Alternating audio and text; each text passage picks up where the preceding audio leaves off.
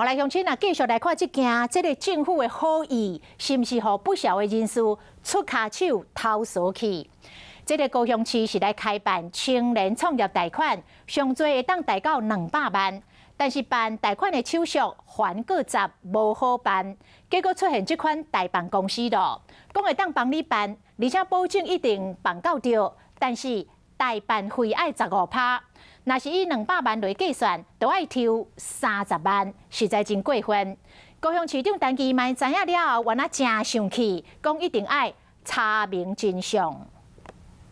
讲市府为着鼓励少年人创业，开办青年创业贷款，不过想要办进前要传一堆资料填表格等等，看到这么复杂的手续，完全杀无踪，所以让有心人士抓到机会。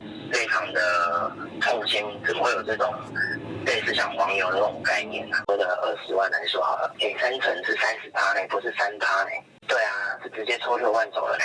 竟然有人动歪脑筋，想要为这来趁钱，而且伫网络嘛看会到。有民间业者讲，保证携贷强调毋是放贷公司，过程当中嘛未收钱。虽然主信真啥人煞互人惹了，因敢若会收将近15%的代办费。以200万来讲，因就要抽30万。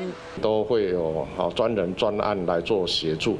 若有涉及到诈骗，或者是剥削，从中获利，我们一定严惩到底，移送法办。黄牛案它目前其实还没有实质的这个证据，所以我们还在收集当中。讲市长陈其迈听到消息了后，真生气，要求查出真相。不过当地地政司嘛出面来驳回。我们其实应该是说，我们会教他们怎么弄。实际上收取的代办费用有这么高吗？没那么高，到现在啦，也都是2万块的费用。规件代志到底是真的还是假的？即马相关单位嘛介入调查。若是民众真正有青年创业贷款的需求，搁烦恼会互骗去，直接找负责单位来协助，才是上好的办法。Hello， 大家好，我是乃瑜，要教给大家2个任务。第一个，华视新闻的脸书专页，你按赞了吗？还有华视新闻的 YouTube 频道，赶紧订阅起来，还要记得按赞，开启小铃铛哦。